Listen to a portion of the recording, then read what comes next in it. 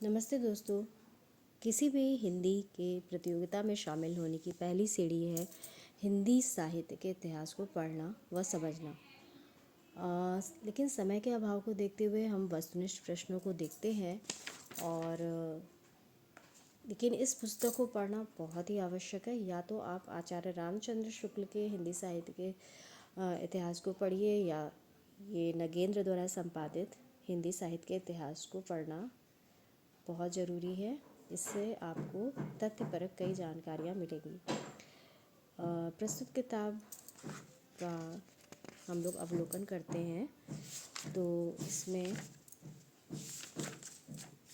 लेखक के मंडलों के नाम लिखे हुए हैं, जिसमें डॉक्टर नगेंद्र है, भोलानाथ तिवारी है, गणपति चंद्रगुप्त है और कई फेमस लेखक हैं इसमें शामिल। अच्छा, इसकी भूमिका में दिया गया है हिंदी साहित्य के इतिहास और पुनर्लेखन की समस्या। और दूसरा जो इसकी भूमिका में है चैप्टर दिया गया वो बहुत ही इम्पॉर्टेंट है और इसको पढ़ना बहुत ही ज़रूरी है। इसमें हिंदी भाषा के उद्भव, विकास और स्वरूप को दर्शाया गया है। और प्रस्तुत किताब के कुछ अंशों को मैं आपको बताना चाहूँगी जो बहुत ही इम्पॉर्टेंट है।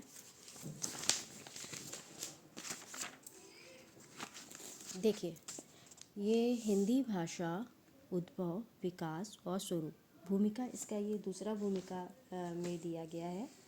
इसमें ये बताया गया है कि जो हिंदी का प्राचीन रूप था वो संस्कृत रहा है और उसकी जो कालावधि रही है वो 1500 से 500 ईसा पूर्व तक मानी गई है। और बोलचाल की भाषा तब संस्कृत थी, लेकिन संस्कृत को भी दो रूपों में प्रस्तुत किया गया है। एक वैदिक संस्कृत जिसमें वेदों की रचना हुई और दूसरी थी लौकिक संस्कृत जिसमें वाल्मीकि, व्यास, भास, अश्वघोष और कालिदास और मार्ग जैसे लेखक के साहित्य को शामिल किया गया है।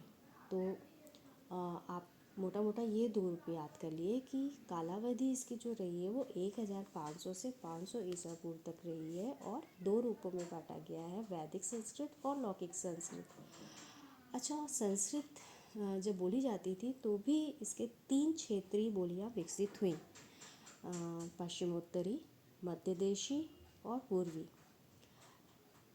तो ये आप मोटे मोटे पॉइंट्स हैं, आप इसको कहीं नोट भी कर सकते हैं कि 3 क्षेत्रीय बोलियां विकसित हुई उस समय, पश्चिमोत्तरी, मध्य देशी और पूर्वी।